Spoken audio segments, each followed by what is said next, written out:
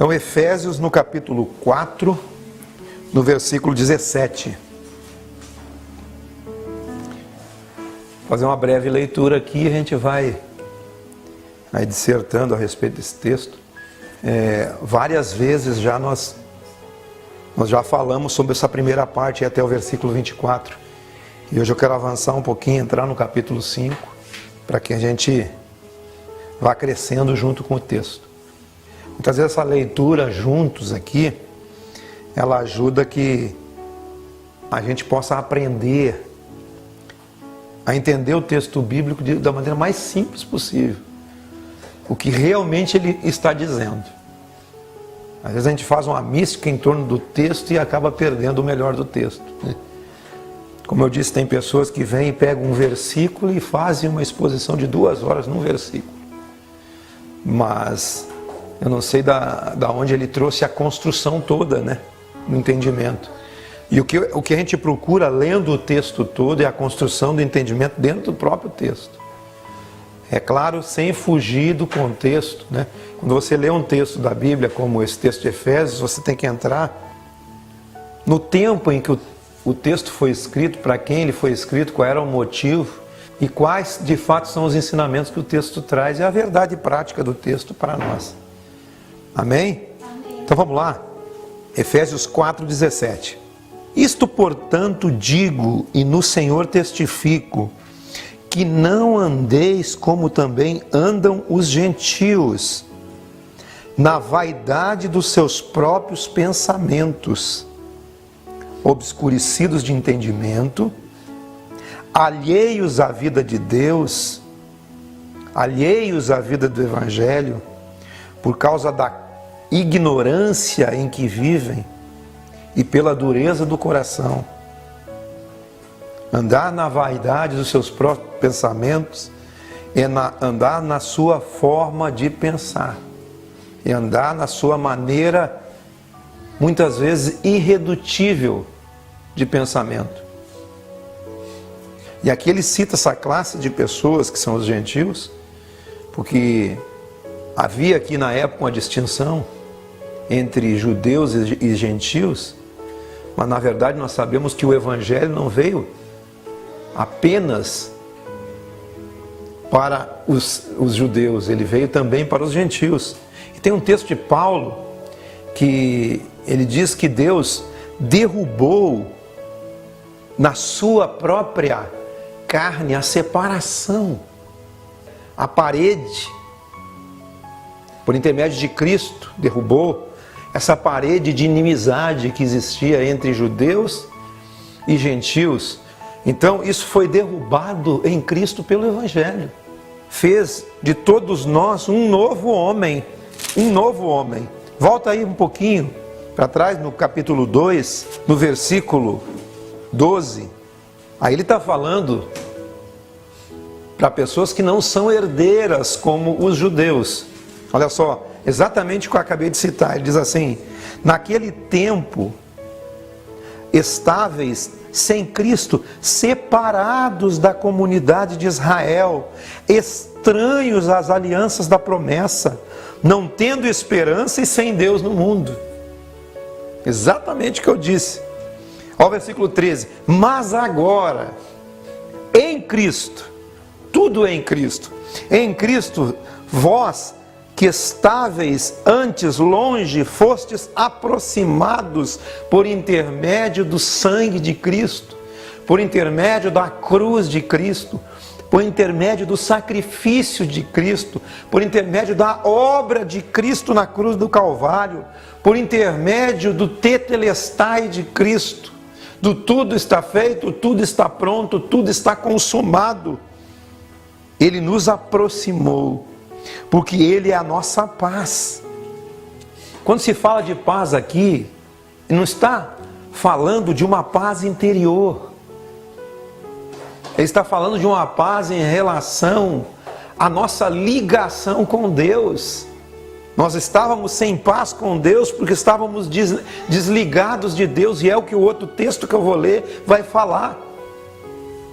Ele nos aproximou pela sua cruz, e Ele é a nossa paz, o qual de ambos, tanto de judeus como de gentios, ele fez um, tendo derribado a parede da separação que estava no meio, a inimizade, porque ambos estavam separados de Deus e ambos são reconciliados em Deus por intermédio da cruz de Cristo. Amém. Por intermédio do sangue de Cristo, por intermédio do sacrifício de Cristo. E ele aboliu na sua carne, nos seus ferimentos. Ele carregou consigo tudo que era meu, para que eu recebesse tudo que era dele, sem distinção. Tanto judeus como gregos, tanto judeus como gentios, tanto judeus como qualquer povo da terra. Essa separação foi abolida na carne de Cristo. A lei de mandamentos na forma de ordenanças, para que desses dois homens criassem em si mesmo um novo homem, fazendo a paz. Esse novo homem é o novo homem criado em Cristo, o novo homem criado segundo Deus. Versículo 16: e reconciliar-se ambos em um só corpo com Deus, por intermédio da cruz, destruindo a inimizade. E vindo, ele evangelizou, ele trouxe o evangelho e trouxe a paz aos que estavam longe, a paz aos que estavam perto. Os que estavam longe foram aqueles que não eram o povo da promessa, e os que estavam perto é o povo de Israel, o povo da promessa, porque por intermédio dele, ambos temos um acesso ao Pai em um Espírito. É no Espírito de Cristo. Aquele que se une ao Senhor é um Espírito com Ele. Assim já não sois mais estrangeiros. Você é ligado nesse Espírito, no mesmo Espírito. Aquele que se une ao Senhor é um Espírito. E você precisa saber que Espírito você é. Você é do Espírito de Cristo. Você pensa como Cristo, você age como Cristo, você anda como Cristo, você tem o jeito de Cristo, você fala como Cristo, você tem um comportamento igual ao de Cristo. Amém. Não sois mais estrangeiros, nem peregrinos, mas concidadãos dos santos. Sois família de Deus. Amém. Edificados, construídos sob o fundamento dos apóstolos e profetas, sendo Cristo Jesus, Ele mesmo, a pedra, onde você está sustentado, onde você está sendo construído, onde você está sendo edificado, morada de Deus no Espírito. Amém. No qual todo edifício, bem ajustado, cresce para santuário dedicado ao Senhor, no qual todos nós, tanto judeus como gregos, como brasileiros de qualquer povo, aqueles que recebem a cruz de Cristo e são reconciliados pela cruz de Cristo, no qual também vós juntamente estáis sendo edificados para a habitação de Deus no Espírito. Vamos lá para o capítulo 4 agora. Não ande na vaidade dos seus próprios pensamentos, porque você recebeu a nova vida, você está ligado em um só Espírito com o Senhor, você está conectado na mente de Deus, você está conectado em Cristo, você é uma vara da oliveira verdadeira, ligado nele. Amém. O Pai é o agricultor, mas Jesus é a oliveira e nós somos os ramos que estamos ligados nessa árvore. Se um dos ramos não produz fruto, ele vai lá e ele limpa para que dê mais fruto. E se um ramo muitas vezes precisa de poda, de cortar, para que ele se fortaleça, precisa de ajustes. Então não ande dessa forma, segundo o seu pensar, mas ande segundo o pensar de Cristo, que nós venhamos a pensar de igual modo, da mesma forma, da mesma maneira que Cristo. Não ande obscurecido de entendimento, alheio à vida de Deus, por causa da ignorância, pela dureza de coração. Hoje eu estava falando sobre o potencial que a semente do Evangelho tem em nós, que a palavra do Evangelho tem de frutificar em nós e nos fazer grandes árvores, grandes fortalezas.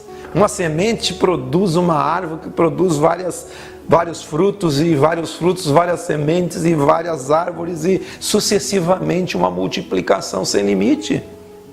Nós temos esse potencial. Não se torne insensível e entregue à dissolução para com avidez cometer toda a sorte de impureza, porque não é assim que estamos aprendendo em Cristo. Se é que de fato tendes ouvido e nele foste instruídos. Quem é que está sendo instruído aqui? Ouvindo a verdade em Jesus. Amém? No sentido de quanto ao trato passado, vos despojeis do velho homem, que se corrompe segundo as concupiscências do engano, e vos renoveis no espírito do vosso entendimento. A renovação no espírito é a renovação da mente. É onde está essa mente com vaidade de próprios pensamentos. É colocada a mente de Deus. É pensar como Ele pensa, ser como Ele é. É isso que somos chamados. Não a viver segundo a vaidade dos nossos próprios pensamentos, mas viver a vida de Deus e não estar alheios à vida de Deus. Não estar alheios à vida de Deus.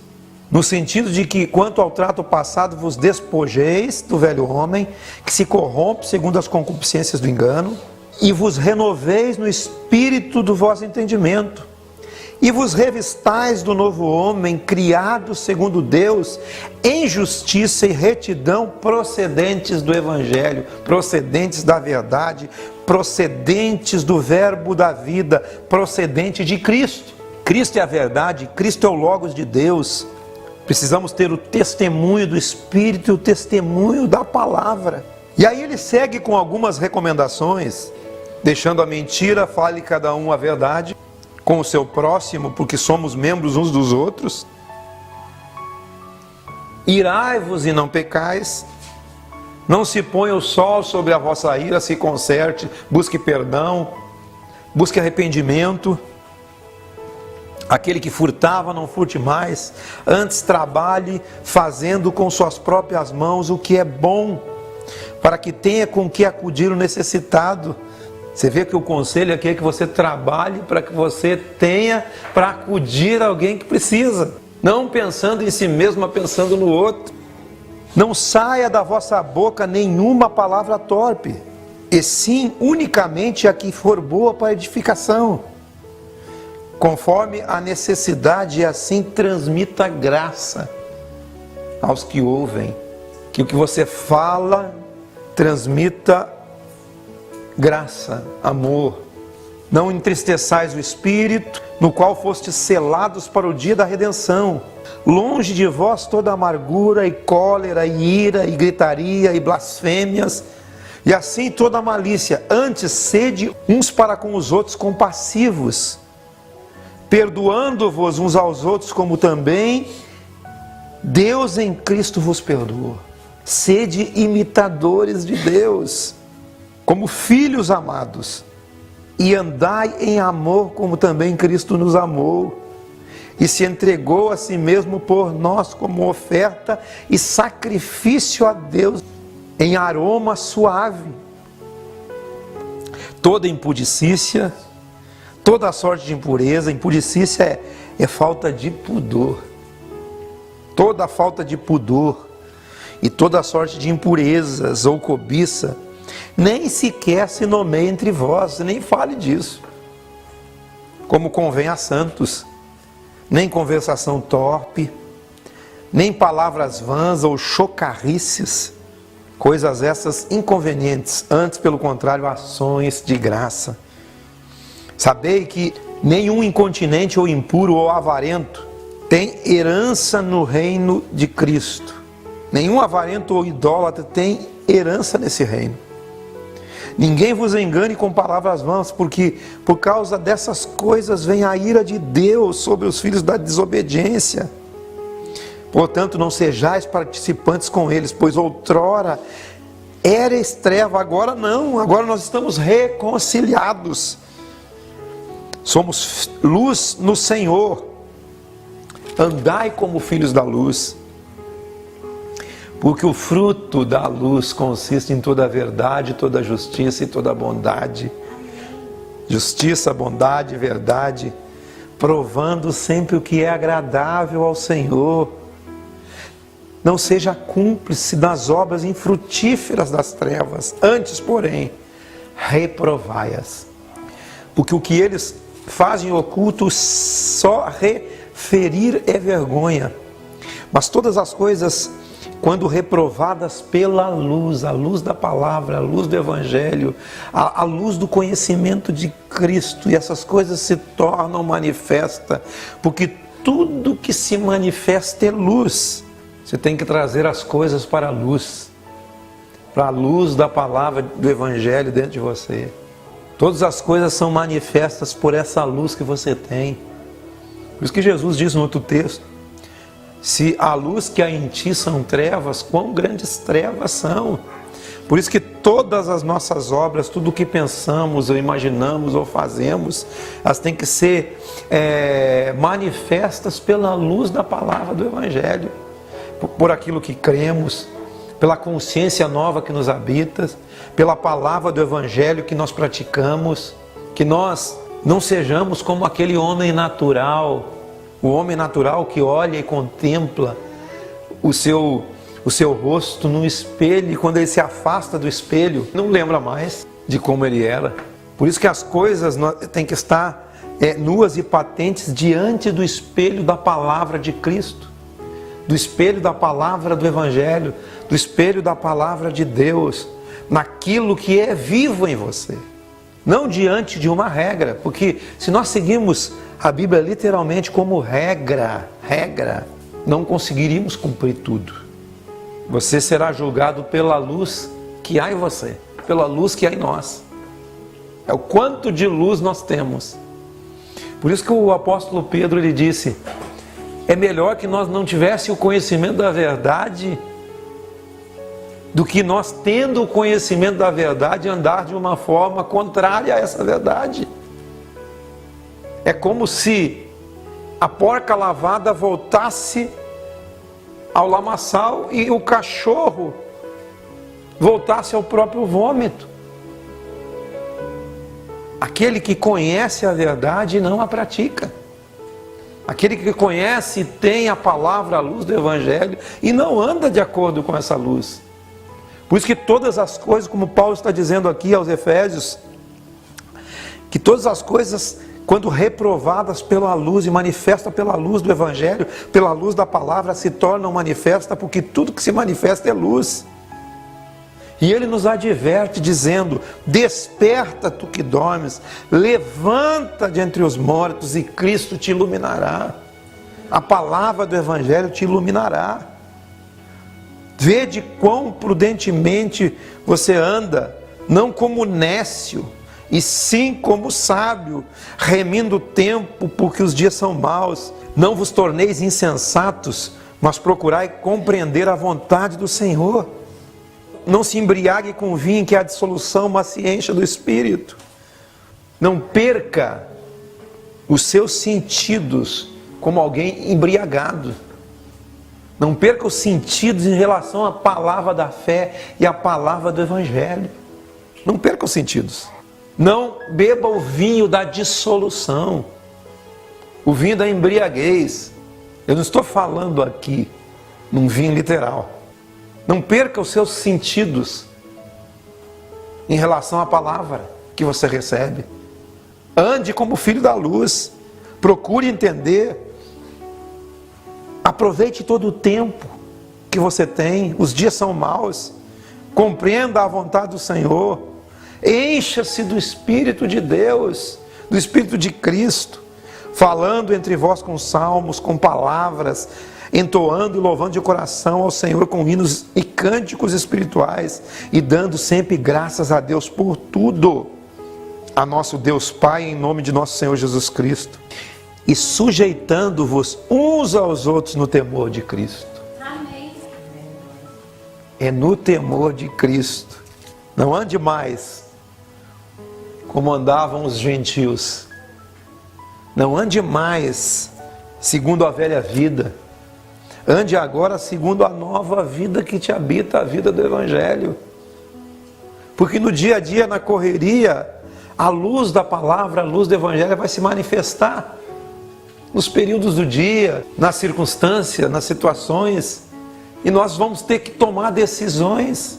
Mas não podemos estar embriagados, com os sentidos embotados, com os nossos sentidos em dissolução, sem ter a certeza de que estamos fazendo tudo que o Evangelho nos ensina, tudo que a palavra de Deus nos ensina.